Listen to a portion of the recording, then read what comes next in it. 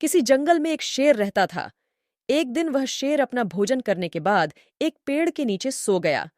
उसी पेड़ के नीचे एक चूहे का बिल था। चूहा अपने बिल से बाहर निकला और उसने शेर के पूंछ को देखा। वह उस पूंछ पे चढ़कर खूब उछलने कूदने लगा। वह चूहा शेर की पूंछ पर चढ़ाता और पूंछ के ऊपर से सरकता हुआ नीचे आता। इस उछल कूद से शेर की नींद खुल गई। उसने झट से चूहे को अपने नाखूनदार पंजों में पकड़ लिया। उस शेर ने कहा, तुम्हारी इतनी हिम्मत कि तुमने मेरी नींद को खराब किया।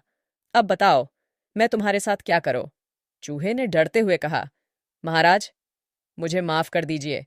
मैं दोबारा ऐसी गलती नहीं करूंगा। मैं आपकी इस दया को कभी नहीं भूलूंगा। इसके बदले मैं आपकी कुछ सहायता जरूर करूंगा। इस पर शेर ने कहा, तुम इतने छोटे से जीव मेरी क्या सहायता क्या करोगे? अच्छा चलो, मैं तुम्हें छोड़ देता हूँ। इस तरह उस चूहे की जान बच गई।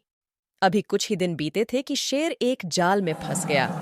वह जाल शिकारियों के द्वारा बिछाई गई थी। उस जाल में फंसने के बाद शेर बड़ी जोर जोर से दहाड़ने लगा।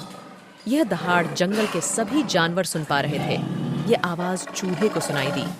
उसने बिना कुछ सोचे उस आवाज की तरफ दौड़ा और जल्द ही शेर के पास पहुंच गया। उसने शेर से कहा, आप डरिए मत, मैं इस जाल को काटकर आपको आजाद कर दूंगा। इसके बाद चूहे ने जाल काटना शुरू कर दिया।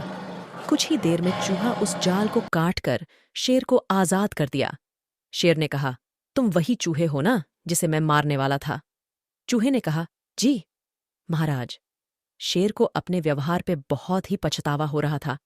उसने चूहे से कहा, तुम सही कह रहे थे। आज तुम मेरी सहायता नहीं करते तो मेरी जान नहीं बचती। अब आज से हम दोनों दोस्त हैं।